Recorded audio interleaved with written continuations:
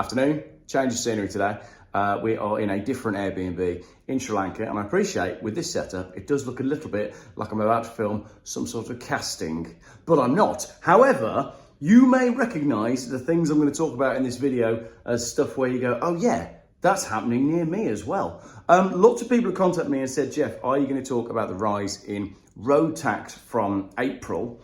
And I thought, what's the best way to frame that? Well, let's look at it in the context as to what else is happening in the UK. Road tax is going up for motorists, and are things getting better for motorists? Well, I'm going to read you an article, and you tell me if it sounds familiar relative to where you live. This is from the Evesham Journal. Roadworks to return on the A44 at Lower Moor by 7th Street. They're set to return to the main road for 3 months after the previous work was not to standard. The work being carried out by Severn Trent to upgrade a water pipe underneath the A44 will start on January 27th and could last until the end of April, well into the rise in road tax. Traffic lights will appear on the A44 from Salters Lane and gradually move toward Evesham. In a letter addressed to Severn Trent customers, Paul Hughes, Community Communications Officer at Severn Trent, said, "We would like to thank you for your ongoing support and patience whilst we carry out our essential work to upgrade the main water pipe along the A44. The team has completed laying the new water main along the A44. We will be returning after Christmas to carry out some reinstatement work on the highway identified as being not to standard." So they've already torn the road up once and obstructed all of Evesham and the main road that goes Pershore, Worcester, all around that area. And now they've got to come back because they didn't do it to a very good standard. Does this sound familiar to you? Roads being closed for no obvious reason that are then closed again weeks and weeks later, or indeed roads closed that they haven't bothered to move the roadworks. We had that in Worcester the other day. We had already left and flown out, but it would have meant that had we been taking the children to school, it basically wouldn't have been possible because there were some gasworks that were done. They should have removed the roadworks by 6 a.m. The roadworks were still there at midday, which blocked the main road in and out of Powick, which is Worcester, if you know it. Absolute traffic carnage. And this is happening up and down the country, and we're paying for it, which is nice. The work will be carried out as before, says Mr. Hughes, under manually controlled traffic lights. There may be times where there is little activity within the roadworks. This may be when the team are waiting for materials to set or cure so they can move on to the next section of the road. Please be aware that although we try to stick to these dates, they may change due to circumstances beyond our control. Work to replace 7.3 kilometres of pipe between Fladbury and Greenhill started in January 2023 and is estimated to have cost £2.2 million. Roadworks moved off the road in November 2024 after passing the Chadbury Farm shop. If you know the area, right, this is absolute traffic carnage. And like I said, I'm pretty sure, looking at your local area, you'll have very similar situations.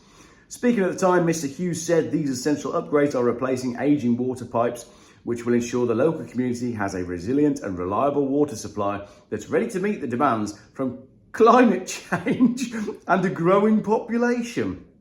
Wow, he literally managed to get climate change in an article about roadworks. Fair play. We understand the roadworks are an inconvenience, especially if they're going ahead for a long period of time, and we want to thank everyone for their patience as we know this is a busy, well-used road. Time and time again, we drive past these pointless roadworks that have been done 3 or 4 or 5 times when the job could have just been done once efficiently. But for these companies, there's absolutely no need for them to work efficiently because, as you'll see in the second article I'm looking at in this video, they get their bonuses anyway. Let's have a look at some comments from people. Great. After suffering with roadworks along this road for what felt like an entire generation, we get another dose of it. Do a proper job this time then.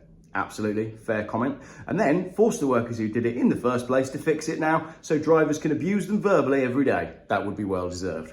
I often wonder, says someone, how much all the delays, the lost working hours, the fuel wasted caused by roadworks cost the country. It would be nice to drive along the A44 and not encounter the seemingly endless roadworks. Did Severn Trent not check if the work was done correctly? I'm not a civil engineer, but why couldn't the pipeline be installed in the verge?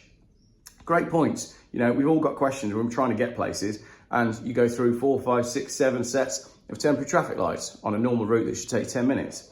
How many lives does it cost? Last year, while the Severn Trent work was causing major delays on the A44, someone decided it was a good idea to have temporary traffic lights on the Pershore Road in Hampton. Again, this is another thing, isn't it? These agencies don't seem to communicate with, no, they just don't care.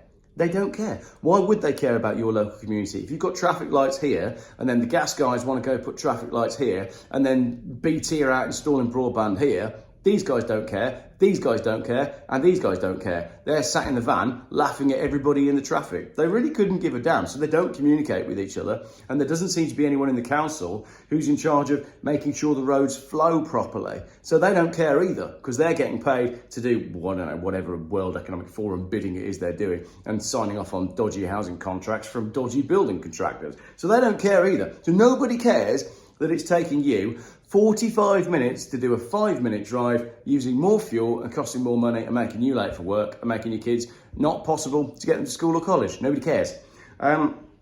These days, getting between Evesham and Worcester without hitting roadworks somewhere is as rare as a week without coin articles on Worcester News.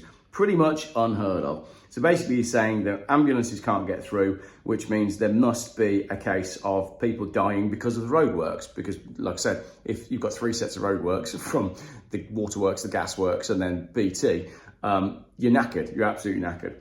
Who will bear the additional cost of this utter incompetence? Someone says, you can bet that it will not come out of the bonus pot. Come on to that in a minute. Have they sacked the project manager? Probably not. Another comment, I wouldn't be surprised if half of all the potholes are a result of shoddy repairs after roadworks. Some of the infills after major work nearby to me have been pretty questionable, especially disappointing when it happens on a recently re-tarmacked roadway.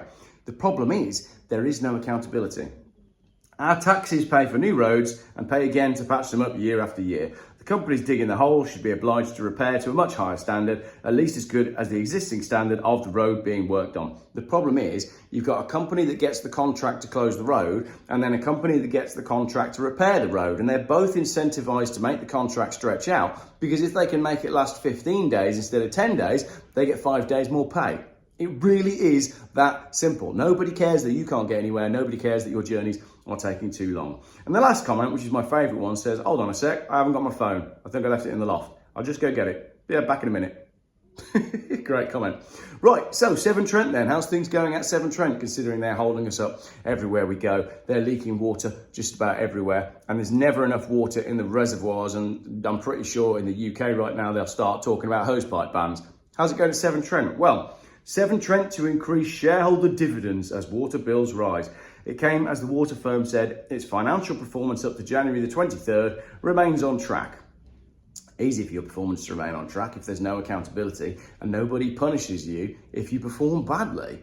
It's basically the easiest business to be in the world, isn't it? If you were a director at Severn Trent, you essentially, you don't need to go to work. So it doesn't matter that you can't get to work because of the roadworks. Because if Severn Trent do a terrible job, they pay bonuses. If Severn Trent do a great job, they pay bonuses. And if Severn Trent collapses, they pay bonuses. So what are all the staff for?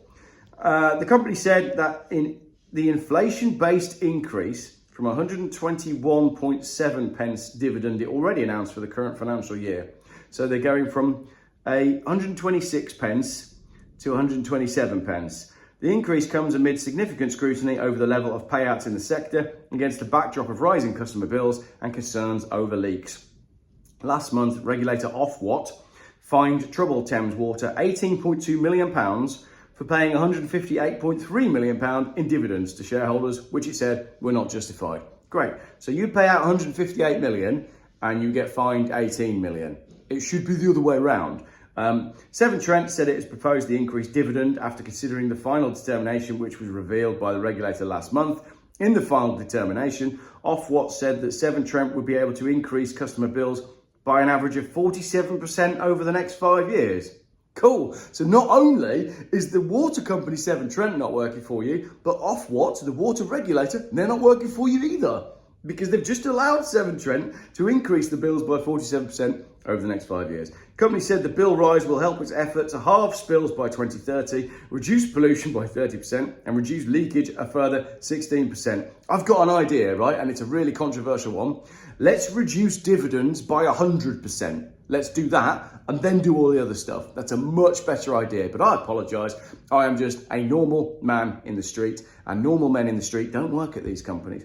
On Friday, Severn Trent also reported that it expects a £100 million benefit from outcome delivery incentives for 2024, a regulatory framework which rewards firms which meet performance targets but compensates customers for firms who miss these targets.